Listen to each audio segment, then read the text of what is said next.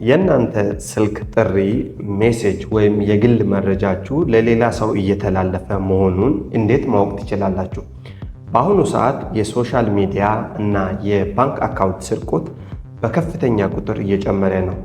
ዛሬ ስልካችሁ መጠለፉን የምታውቁባቸውን እና የምታጠፉባቸውን 3 ምስጢራዊ የሆኑ ኮዶችን አሳያችኋለሁ። ጌታሁን እባላለሁ። ለቻናላችን አዲስ ከሆናችሁ ሰብስክራይብ አድርጉ፣ ቪዲዮንም ላይክ በማድረግ ጀምሩ። እንቀጥል።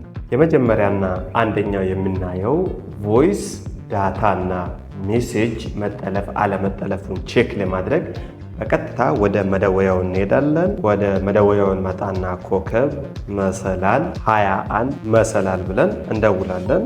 ዘን እዩት፣ እዚህ ጋር ዳታው ኖት ፎርዋርድ ይለኛል። ኤስኤምኤሱ እዚህ እናንተ ጋር እነዚህ 3ቱ ነገሮች ኖት ፎርዋርድ የማይሏችሁ ከሆነ ኦር ከፊት ለፊት የሆነ ቁጥር ካለ እነዚህ ነገሮች ዳይቨርት ተደርጎባቸዋል ማለት ነው። ስለዚህ ስልካችሁ ላይ እነዚህ 3ቱ ነገሮች መጠለፍ አለመጠለፉን ቼክ የምታደርጉበት መንገድ ይሄኛው ነው። ሁለተኛው ስልካችሁ ዝግ በሚሆንበት ጊዜ ኦር ኔትወርክ በማይሰራበት ጊዜ ለእናንተ የሚደወለው ጥሪዎች ወደ ሌላኛው ስልክ ቁጥር እንዲሄድ ተደርጎባቸው ከሆነ ያንን ቼክ የምታደርጉበት መንገድ አሁንም ኮከብ መሰላል 62 መሰላል ብለን እንደውላለን። ሉክ አሁንም በተመሳሳይ ስልካችን አልተጠለፈም ማለት ነው። ስለዚህ እዚህ ጋር ኖት ፎርዋርድ የማይላችሁ ከሆነ የሆነ ቁጥር ካለ ስልካችሁ መጠለፉን የምታረጋግጡበት መንገድ ነው ማለት ነው። እነዚህ 2 ኮዶቹን ሞክራችሁ ስልካችሁ ላይ አላስፈላጊ የሆነ ኦር እናንተ የማታውቁትን ቁጥር የምታገኙት ከሆነ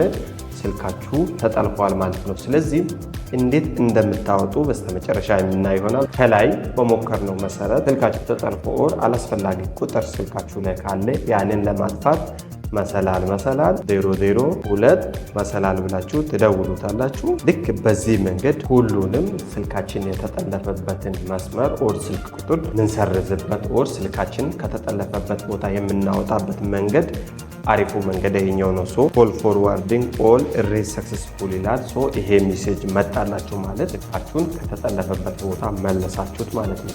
ይሄኛውን 3 ኮድ ተጠቅማችሁ ስልካችሁ መጠለፍ አለመጠለፉን ተጠልፎም ከሆነ ከተጠለፈበት ቦታ ማውጣት የምትችሉበት አሪፍ መንገድ እንዳሳያችሁ ተስፋ አደርጋለሁ።